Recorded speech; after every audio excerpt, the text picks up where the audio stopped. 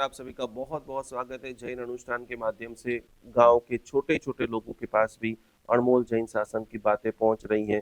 आज हम सभी का ऐसा सौभाग्य है कि ऐसे आचार्य भगवान, सरलता के धनी, महामंत्र के उपासक पूज्यपाद जम्बू विजय महाराज जी की अप्रतिम, जिन्होंने परम सेवा की है और लाखों लोगों के मन में जो जो सवाल है, इन्होंने व्यक्तिगत रूप से अनेक ज्ञान भंडारों को देख करके, जान करके अनुभूत किया है।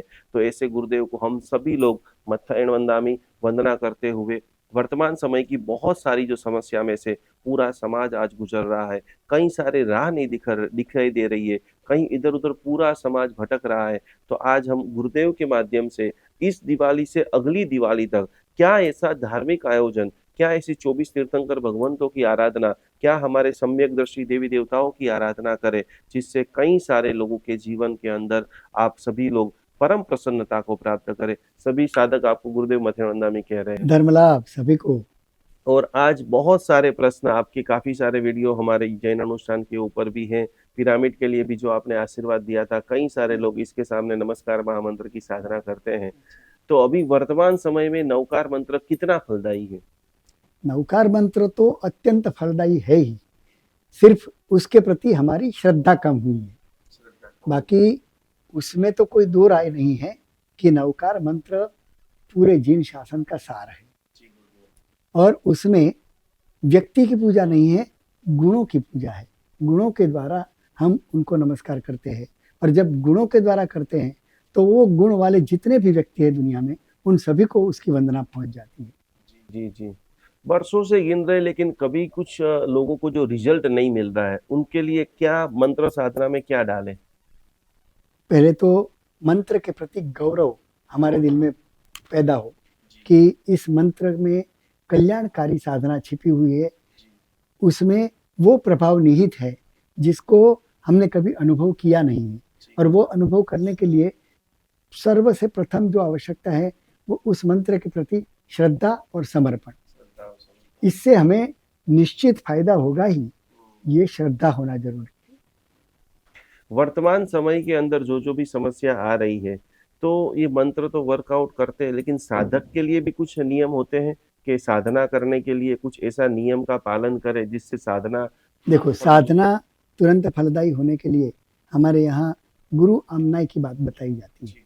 कोई भी मंत्र गुरु के पास से विधि पूर्वक लिया हुआ होता है, तभी वो मंत्र फलदायी होता है। मंत्र हमेशा गुरु मुख से लिया जाता है, इसलिए गुरु के वाक्यों को भी मंत्र की उपमा दी गई है कि गुरु मुंह से जो भी बोलता है वो भी मंत्र स्वरूप होता है। इसलिए वो जब गुरु स्वयं कुछ संकल्प के साथ शिष्य के कल्याण के लिए कोई मंत्र उसको देता है, तो उस मंत्र में गुरु का ये भाव भी अंदर मिश्र होता है, जिसके कारण वो मंत्र फलदायी होता है। बाकी आजकल तो पुस्तक जितने छपे हुए चाहिए उतने मिलते हैं, और वो अगर पढ़ के कल्याण होता तो बहुत लोगों का हो जाता, मगर वो नहीं होता है क्योंकि उसमें गुरु आमनाय होता है। फिर उसके लिए तप, जप, एकांत, सत्व, धैर्य, श्रद्धा, ये सारे गुण उस साधक में होने आवश्यक है। बहुत बहुत शानदार। तो जितने भी लोगों ने अभी तक अपने जीवन में गुरु नहीं बनाए हैं, तो सबसे पहला आज का लेसन है कि आप गुरु बनाइए। गुरु कृपा ही केवलम, शिष्य परम मंगलम। जैसे ही ऐसे गुरुदेव की कृपा उतर जाती है। आप गुरुदेव के साथ कितने समय से साधना काल के अंदर आपका बीता होगा? मैं गुरुदेव के साथ बस दीक्षा के बाद कभी अलग हुआ ही नहीं। 22.5 साल तक तो मैं वही उनके साथ में ही रहा। उसके बाद ये 14 साल का और समय बीत गया उनके जाने के बाद। बाकी उनकी उपस्थिति में शायद ही एक आध दिन मुझे कोई अत्यंत अनिवार्य कार्य के कारण अलग होना पड़ा था। बाकी तो पूरा जीवन, यानी जब से दीक्षा ली तब से वो इस संसार में रहे, तब तक उनके साथ ही रहा। लगभग कितने ज्ञान भंडारों का ऐसे दोहन वांचन का बड़े बड़े अवसर आपको मिला होगा? हाँ, वांचन तो मैंने बहुत कम किया, गुरुदेव ने बहुत कुछ किया। और गुरुदेव की उपस्थिति में पाटन का सबसे बड़ा ज्ञान भंडार, जैसलमेर का सबसे बड़ा ज्ञान भंडार, फिर शांतिनाथ ताड़पत्रीय भंडार खंभात का, हाँ, वो सारे कार्य उनकी उपस्थिति में हुए।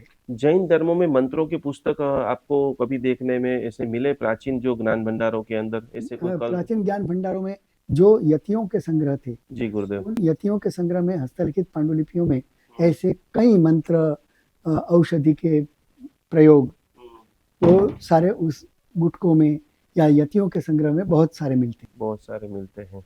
तो अभी वर्तमान में जैनों के मगज में एक ब्लैक मैजिक जैसा भूत आ चुका है, जैसे दो भाई अलग होते हैं, कोई भाई ऊपर चढ़ जाता है, कोई नीचे आ जाता है, तो सब लोग एक कॉमन बात करते हैं कि मेरे ऊपर किसी ने कराया है, किसी ने कराया।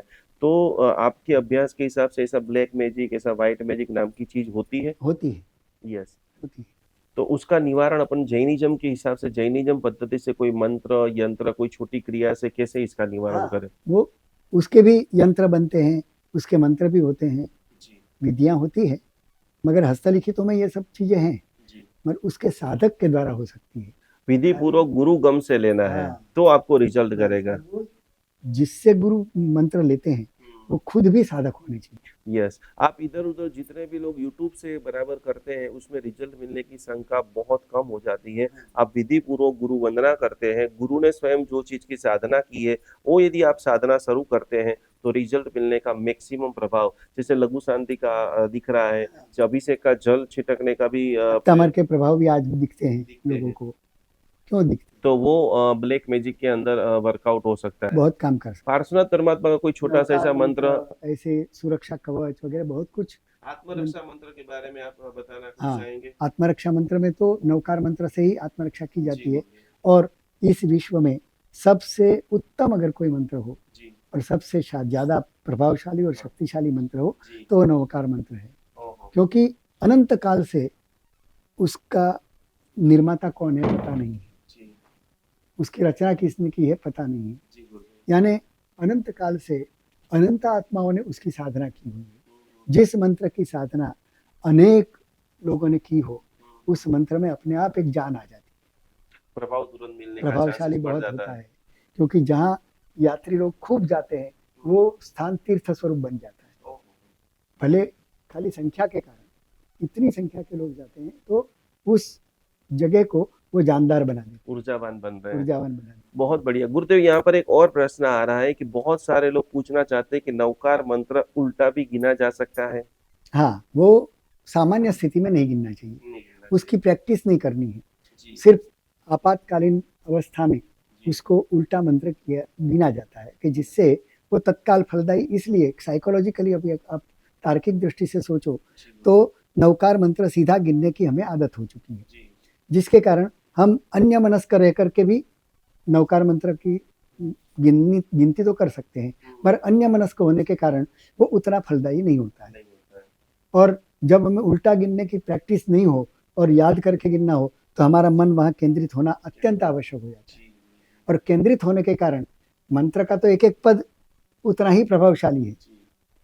तो कोई भी पद चाहे किसी भी क्रम में गिनो तो वो पद उतना ही काम करेगा, मगर उल्टा गिनने से हमारी एकाग्रता बढ़ती है। तो उल्टा गिनना, पर वो विशेष प्रयोग के टाइम विशेष आपातकालीन स्थिति में ही गिनना चाहिए। हाँ, नवकार मंत्र का जो वर्ण का कलर थेरापी जो है, हाँ, उस कलर थेरापी हमारी साइकोलॉजी के ऊपर कितनी इफेक्ट वर्ण करते हैं? विज्ञान है वो तो पूरा जी। वर्ण विज्ञान ही है।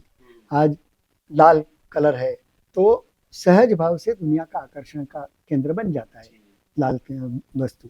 फिर सफेद वर्ण होता है, हरा, चारों बाजू हरियाली होती है तो हमें प्रसन्नता अपने आप प्रदान करती है, तो वो वर्ण का प्रभाव है।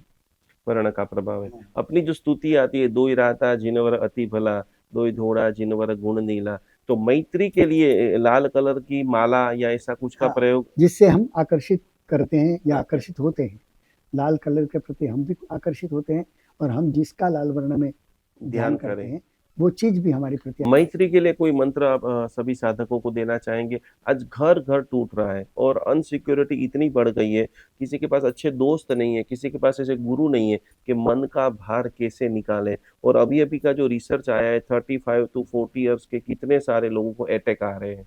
तो मैत्री हो, घर में किसी को अपनापन लगे, इसके लिए कोई अच्छी मंत्र जाप, ध्यान साधना तीर्थंकर परमात्मा की। ऐसे कलह निवारण वगैरह आते हैं यंत्र जी कि घर में कोई कलह व्याप्त है तो उसको दूर करने के लिए कलह निवारण यंत्र भी बनते हैं। जो मुखिया घर में होता है वो अपने पास एक रखता है, एक घर में लगा के रखता है जहाँ उनके परिवार की सारे लोगों की दृष्टि पड़ती रहे। ऐसा अगर हो और वो अगर विधि पूर्वक अपने नक्षत्र के समय वो यंत्र बनाया गया हो तो वो बहुत प्रभावशाली होता है। प्रभावशाली है। पुष्य नक्षत्र का क्या गुरुदेव मतलब है? पुष्य उसका पुष्टि प्रभाव करने क्या वाला है? है, जी। पुष्य नक्षत्र पुष्टि करने वाला है और अत्यंत मंगलदायी है। तो इस दिन आराधना साराधना का जो प्रभाव है हाँ, वो अनेक गुना बढ़ जाता है। अनेक गुना बढ़ जाता है। हाँ, तो काल यंत्र का भी अपना प्रभाव होता है, जी। मंत्र का तो अपना प्रभाव ही, साथ में काल का प्रभाव भी जुड़ जाता है जी। और पुरुषार्थ भी बराबर करे तो पुरुषार्थ का गुस्सा का प्रभाव भी प्रभाव बढ़ जाता बढ़ है। जाता है। हम कहते हैं ना कि कोई भी कार्य करने में 5 चीजें उसमें काम करती है कि स्वभाव है, नियति है, कर्म है, पुरुषार्थ है, काल है।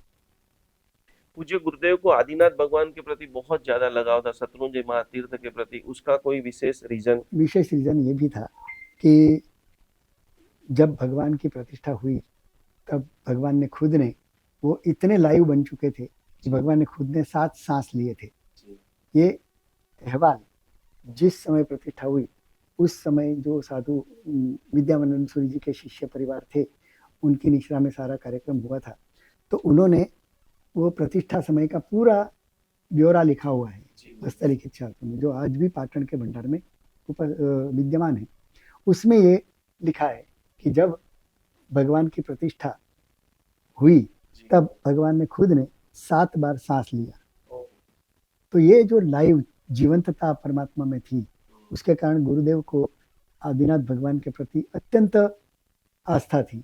और दूसरी बात ये भी घटना बनी कि उनके मातुश्री का कालधर्म पालीताना में हुआ। तो गुरुदेव का मानना था कि माँ ने भगवान के भरोसे मुझे छोड़ा है, तो ये मेरी माँ है।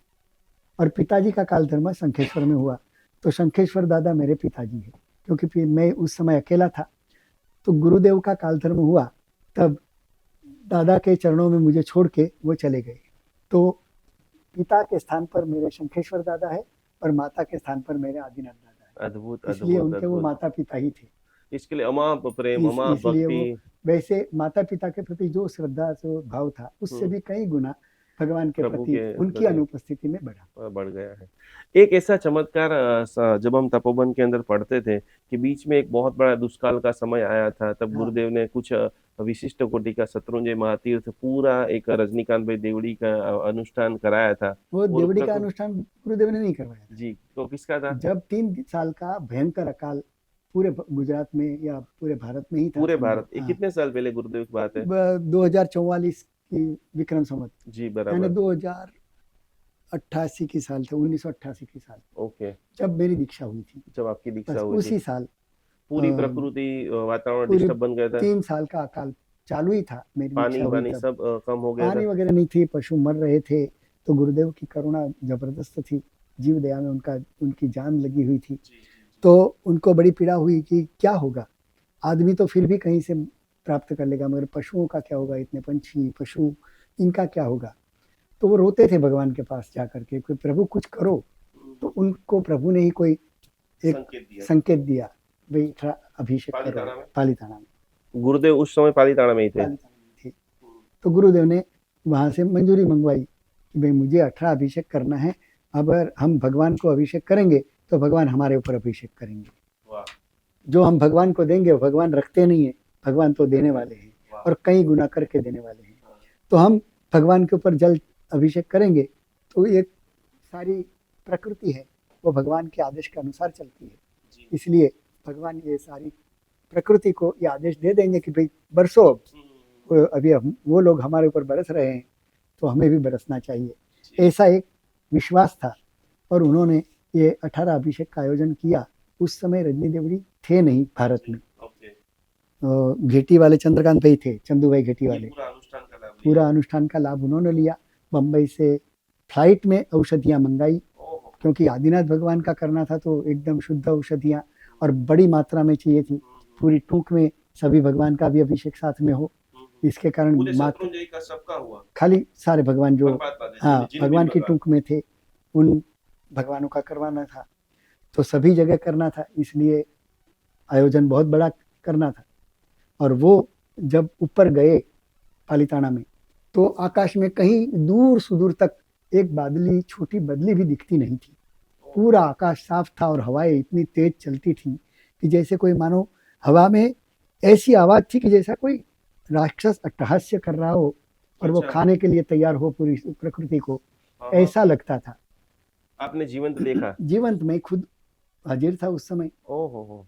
और गुरुदेव के साथ ऊपर चढ़े तो जो वहाँ पानी के कुंड थे वो भी बिल्कुल खाली तो थे, मगर उसकी तलवे की जो मिट्टी थी वो भी पूरी सूखी हुई थी और दरारें पड़ी हुई थी अंदर नीचे जमीन में, यानी इतना सूख चुका था कि वहाँ गीलापन भी नहीं बचा था कुंडों में। ऐसी स्थिति में हम ऊपर गए और तीसरा चौथा अभिषेक एक एक होता था और गुरुदेव भगवान के सामने हाथ फैला फैला के बार बार मांग करते थे कि प्रभु अब बरसो, अब तो बरसो, हमारे लिए नहीं, ये पशुओं के लिए बरसो।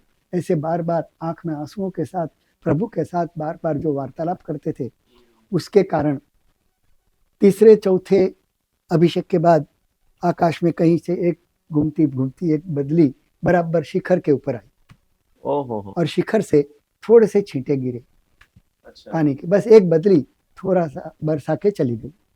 हवाएं तेज थी, टिकी नहीं ज्यादा देर, मगर थोड़ी देर में आकाश में कहां से बादल उभराने लगे और पूरा आकाश मंडल बादलों से भर गया। 9वें 10वें अभिषेक तक तो बरसात चालू शुरू हो गई और इतनी मूसलाधार बारिश हुई कि हमको 3 घंटे वहीं पर बैठना पड़ा नीचे पूजन आने खत्म होने के बाद। पूजन होने के बाद। और इतना बरसा 3 घंटे के बाद इतनी तेज बारिश हुई कि हम जब नीचे आए तो सारे कुंड उभर रहे थे, ऊपर से ओवरफ्लो हो रहे थे एक ही बारिश में। ये साक्षात जीवंत प्रार्थना का चमत्कार जीवंत आपने, और उस समय का बहुत सारे लोग भी होंगे, 15 20 25 लोग, बस जो खास खास गुरु पूजा भक्त वगैरह कर रहे थे वो सब अंदर आ गए। पहली बार 3 साल के बाद पहली बार बारिश हुई तो वो भी नाचे कूदे। उस समय तो माहौल इतना बन गया था, गांव के ढोलियों ने सोचा कि ये कोई ओलिया पुरुष है कि जिसके कारण ये बारिश आई है। वो इतने खुश हो गए थे कि सारे गांव के ढोली इकट्ठे हुए और गुरुदेव को दूसरे दिन सुबह जुलूस के स्वरूप में ऊपर ले गए। दादा की हाँ, यात्रा दादा के। की यात्रा के अंदर वो सारे ढोली बजाते बजाते ऊपर गए और इतने खुश हो गए थे वो लोग कि जो अपने मोती शाह टूक का ऊपर का ओटा जो है दादा के टूक में जाने का, उस ओटे के ऊपर उन्होंने गरबे लिए और गरबे लेके समय इतना तान में आके उन्होंने जो ढोल बजाए, कितने के ढोल फट गए टूट गए, मगर उनका तान कम नहीं हुआ। इतना हर्ष था उनका। और उसके बाद कच्छ के लोगों को पता लगा कि गुरुदेव के कारण ये बारिश आई, तो कच्छ के लोग गुरुदेव को विनती करने आए और कहा कि गुरुदेव कच्छ में तो बार बार ऐसी स्थिति आती है, साल 2 साल में एक बार तो अकाल आता ही है, तो आप कच्छ में पधारो, आप करोगे तो पूरे कच्छ के सभी मंदिरों का हम सामूहिक आयोजन करवाएंगे 18 अभिषेक की, मगर आप वहाँ बारिश आए ऐसा कुछ करो। तो गुरुदेव ने बेड़ा झेल लिया।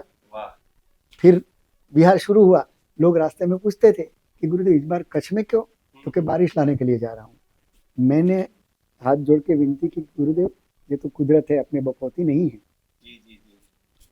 तो जरा ऐसा कहो कि भाई हम जा रहे हैं, हमारे बारिश लाने के लिए बोल रहे हो, यहाँ तो आ गई, इज्जत बढ़ गई, वहां जाके धज्जियां भी उड़ सकती है, कुदरत को कौन पहुंच सकता है, क्योंकि तुझे पता नहीं भगवान को की हुई प्रार्थना कभी फेल नहीं जाती। ये तूने चमत्कार देखा फिर भी तुझे विश्वास नहीं है। मैंने कहा ऐसा मैं कैसे कर लूं विश्वास, मगर गुरुदेव का विश्वास इतना था, मेरा इतना कहने के बाद भी उन्होंने वो कहना चालू ही रखा लोगों को। मैं बार बार गुरु भगवान को प्रार्थना करता कि प्रभु ये गुरुदेव का वचन फेल नहीं जाए, आप जरा ध्यान रखना। इसे बार बार भगवान को मैं करता रहता। और कच्छ में उस समय जो आयोजन हुआ और उसके बाद हमारा चातुर्मास प्रवेश हुआ, छाते के नीचे प्रवेश करना पड़ा। इतनी बारिश हुई कि 100 साल में विजयनगर डैम जो कच्छ का एकमात्र डैम है, वो कभी आधा भी भरा नहीं था 100 साल के इतिहास में। जब चातुर्मास हुआ उसके पहले की घटना हाँ, है, कितने इसके साल पहले पहले के 100 चातुर्मास साल हुआ? में वो चातुर्मास भाई 2044 के बाद हुआ। उसके बाद हाँ। हुआ। 100 साल का इतिहास इतिहास है। रिकॉर्ड था कि आधा डैम भी कभी भरा नहीं था, कच्छ में इतना पानी कभी गिरता ही नहीं था। उस समय वो डैम ओवरफ्लो हो गया और लोगों की बसें भर भर के वो डैम देखने के लिए जाते थे कि आज इतिहास बदल गया। और उसके बाद आज 14 साल नहीं 36 साल हो गए उस अभिषेक के बाद, यानी कच्छ का अभिषेक हुआ लगभग 34 साल हुए। 34 साल पूरे में कच्छ के सभी देरासरों में सभी मंदिरों में एक साथ में आयोजन हुआ था। कराया था। 34 साल में कच्छ में आज तक अकाल नहीं हुआ। बोलो आदिनाथ भगवान की जय, बोलो आचार्य भगवान जम्बू विजय जी महाराज साहेब की जय। तो प्रार्थना की जबरदस्त शक्ति, एक के बाद एक घटना आप देख रहे हैं। एक वाक्य बोला है कि प्रार्थना कभी खाली नहीं जाती है। आज का आप इंटरव्यू देख रहे हैं और ऐसे परम पवित्र आचार्य भगवान को आप सुन रहे हैं, तो अपने इष्ट देव पर प्रश्न गुरुदेव ये आता है कि प्रार्थना कौन से भगवान की करे, 24 भगवान में से सिलेक्ट कैसे करे कि मैं पारसनाथ को भजू, आदिनाथ को भजू, के शांतिनाथ को भजू, के महावीर स्वामी भगवान को भजू। भगवान के नाम का तो सिर्फ गौण माध्यम है, बाकी तो भगवत्ता को प्रार्थना होती है, और भगवत्ता सभी भगवान में है। वाह।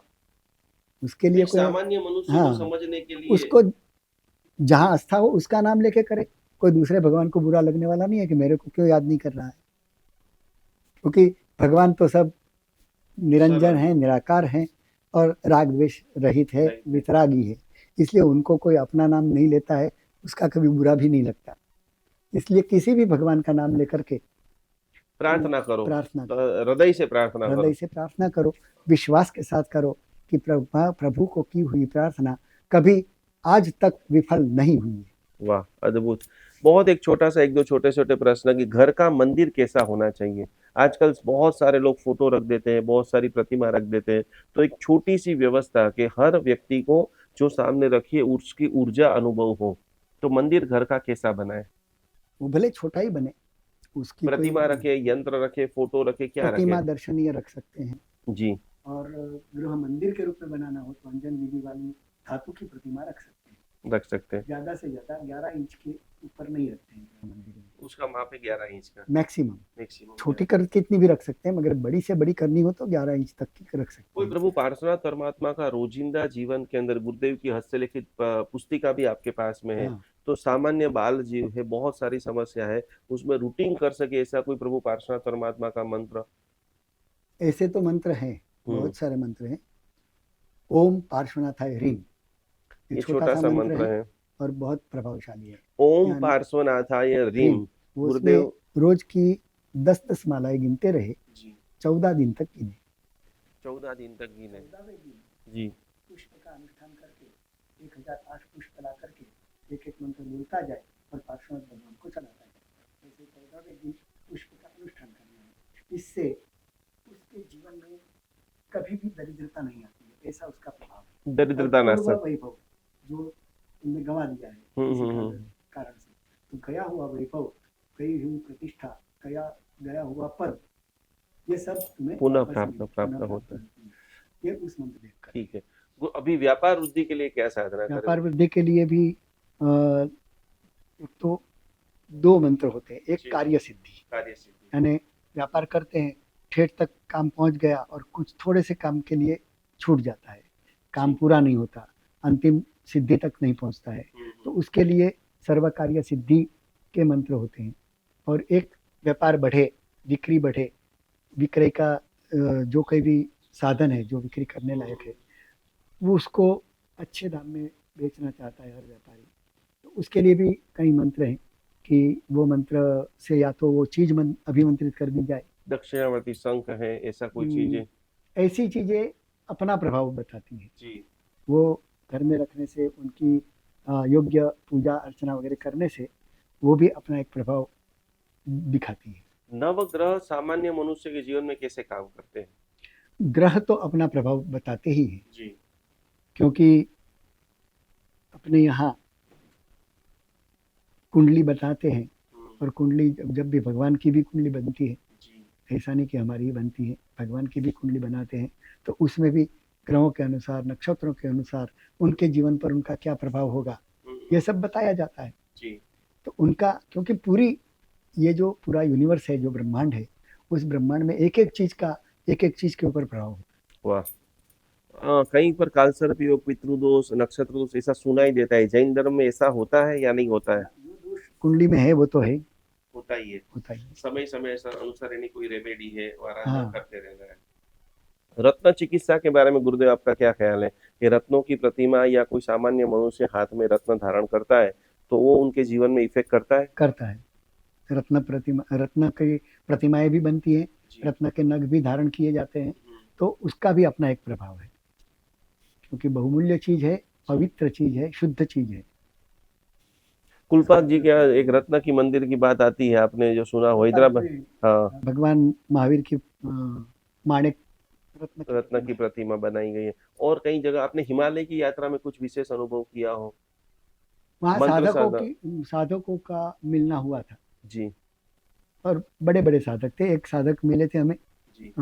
टाट बाबा के नाम के उनका प्रसिद्ध नाम था। हम्म, और वो सिर्फ टाट ही लपेटते थे, ऊपर तो कुछ पहनते नहीं थे। हम्म, हम्म, और हाथ में डंडा लिए, लगभग 80-85 साल की उम्र थी। और मैं अपनी धर्मशाला के बाहर 3-4 कंबल ओढ़ करके कांपते हुए खड़ा था, इतनी भयंकर ठंडी थी। और वो टाट बाबा वहाँ से निकले और मैं तो आश्चर्य में डूब गया कि कमाल है, मैं इतनी कंबल ओढ़ के भी काँप रहा हूँ और ये 85 साल की उम्र में पठान जैसा शरीर डंडा लेके चल रहे हैं। सुबह सुबह खाली टाट लपेटा हुआ है और कुछ नहीं, गर्म कंबल भी नहीं। तो मैंने बाबा जी जैसे ही आए तो मैं हाथ जोड़ के विनती की कि बाबा मुझे एक सवाल पूछना है। तो बोल बेटे क्या पूछना है। मैंने कहा देखो बाबा, हम तो ये 3-3 कंबल ओढ़ के खड़े हैं फिर भी काँप रहे हैं, और आप बिल्कुल खुले शरीर इतनी भयंकर ठंड में भी आप चल रहे हो, आपको कोई ठंड नहीं लग रही। तो उसने कहा कि देख बेटे, मैं भी एक सवाल पूछता हूँ, तेरा सवाल है, मेरा भी एक सवाल है कि क्या है। मैंने कहा पूछो। तो उन्होंने कहा देख, मुझे बताओ कि चोर लोग ज़्यादा कहाँ जाते हैं, चोर चोरी करने कहाँ जाते हैं। मैंने कहा जो जिसके पास धन होता है वहाँ चोरी करने चले जाते हैं चोर, के बराबर वैसे ही है। क्योंकि जिसके पास बहुत कपड़े होते हैं वहाँ ठंडी आती है, वाह। नंगे बैठते उसके पास क्या ठंडी आएगी। अद्भुत तो अद्भुत ऐसे अद्भुत। कई साधक वहाँ हिमालय में हमें मिले, गुरुदेव ने छोटे छोटे गांव को क्यों पसंद किया? क्योंकि उनको आगम के कार्य करने थे, जी। ज्ञान के संशोधन में अपना जीवन बिताना था। और गुरुदेव ने कहा, उनके गुरुदेव ने भी उनको कहा था कि भाई कलेजे में लिख, कागज पे क्या लिखता है। वाह। तो उनकी आज्ञा के अनुसार वो चाहते थे कि बस गुरुदेव ने यही आज्ञा की है, कलेजे में लिखना है तो उसी के ऊपर अपने को काम करना है। तो लंबे छोटे समय गाँव में तक। हाँ डिस्टर्बेंस कम आता है, वो अपने काम पूरा समय दे सके, इसलिए छोटे गाँव में रहते कहीं थे। कहीं पे ऐसा भी सुनाई देता है कि गुरुदेव 18-18 भाषा के जानकार थे। हाँ इस विषय के अंदर आप कुछ प्रकाश डालेंगे? बिल्कुल, गुरुदेव भाषा के बहुत अच्छे ज्ञानी थे। हम्म। और 18 भाषा तो वो जानते ही, भले पूरी पूरी सभी जानते थे ऐसा नहीं, मगर फिर भी बहुत सारी भाषाओं का उनको ज्ञान हुआ था। गुरुदेव की ओरा इतनी पावरफुल थी कि कभी कभी कुछ कुछ समय फॉरेनर लोग भी गुरुदेव के पास आकर के कुछ सीखने के लिए आए थे। हाँ, क्योंकि उनका ज्ञान ही ऐसा था। इंडियन फिलोसॉफीज पढ़ने के लिए परदेश के स्कॉलर उनके पास आकर के रहते थे, छोटे गांव में असुविधाओं के बीच। क्योंकि परदेश में रहने वाले के लिए तो यहाँ कोई सुविधा गांव में नहीं थी, फिर भी उनकी पढ़ने की ललक इतनी थी परदेशियों की कि वो असुविधाओं के बीच भी यहाँ आकर के उनके साथ रह के पढ़ना चाहते थे। और वो महीनों तक गुरुदेव के साथ रहते थे और पढ़ना करते थे, पढ़ाई करते थे और बड़ी लगन के साथ पढ़ते थे। ओरा विज्ञान के बारे में गुरुदेव आप कुछ बताइए। वोरा तो बहुत ही प्रभावशाली होता है, और जितनी तुम्हारे जीवन की पवित्रता हो उतनी ही तुम्हारी वोरा अत्यंत प्रभावशाली होती है, उतनी ही ज़्यादा फैलती है। और तुम्हारे मन में जितना मैत्री भाव अन्य जीवों के प्रति फैलता है, वैसी ही तुम्हारी वोरा क्षितिजों तक पहुंच जाती है। देखता हूँ। बहुत डिटेल से गुरुदेव ने आज हमें अमूल्य समय दिया है और ये सारा लेसन पीएचडी से भी बड़ी चीज है। यदि आप आपके जीवन में मैत्री, प्रमोद, कारुण्य और माध्यस्थ भावना को स्थापन करते हैं, सभी लोग दोनों हाथ जोड़ते हुए इस दिवाली से अगली दिवाली तक प्रतिपल मंगल ही मंगल, कल्याण ही कल्याण हो। इसीलिए गुरुदेव एक छोटा सा मंगलिक, कोई भी छोटे से आप गांव में हो, आपको साधु साधु जी भगवंत का योग नहीं है, आपके गांव में उपास नहीं है, वर्ल्ड के 180 देश में भी है, तो आप ये मंगलिक बार बार बार बार रोज सुनिए, जिससे आपकी बहुत सारी ओरा का बढ़ेगा, आपके संकल्प पूरे होंगे। दोनों हाथ जोड़ते हुए पूरी श्रद्धा से, शिद्दत से, नमस्कार भाव से कि ऐसे आचार्य भगवंत के मुखारविंद से जो अभी विशिष्ट कोटि की त्रिभुवन स्वामिनी महादेवी की साधना कर चुके हैं, अभी रिमकार महाविद्या की साधना कर रहे हैं, इनका जो झापुर इतना जबरदस्त कोटि की रत्न मंदिर बनाया हुआ है और घंटे घंटे तक गुरु भगवान साधना कर रहे हैं, और ऐसे परम गुरु के मुख से आपको नए साल का मांगलिक सुनाया जा रहा है। दोनों हाथ जोड़िए सभी लोग। नमो अरिहंताणं, नमो सिद्धाणं, नमो आयर्याणं, नमो वज्रायाणं, नमो लोये सव्वसाहूणम्।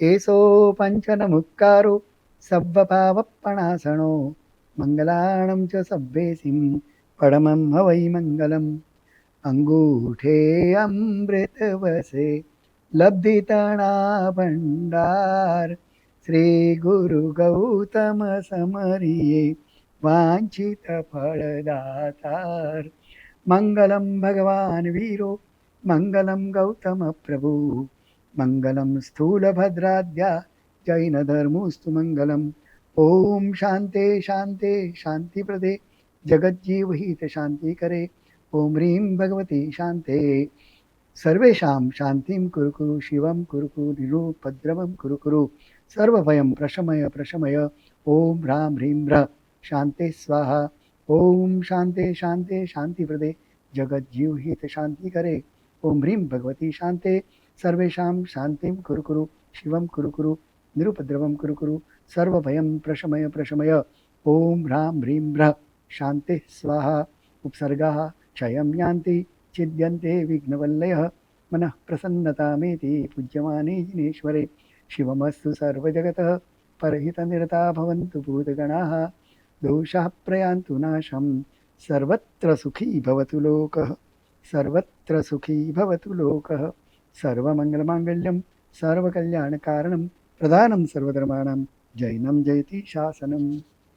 बहुत बहुत आपने पूरा वीडियो को देखा है। आपके जीवन के अंदर और बहुत सारी वैल्यू को क्रिएट हो, और भी आप गुरुदेव को कुछ पूछना चाहते हैं, अपने जीवन को खुशी में बनाना चाहते हैं, तो जरूर जरूर जरूर नीचे कमेंट करें। और गुरुदेव अभी कलिकुंड के अंदर है, उपदान तप की जबरदस्त साधना है, उसमें भी जुड़ करके अपने आत्मा के गुणों का विकास करें। यही भावधारा के साथ में प्रणाम। जय जिनेंद्र, नमस्कार।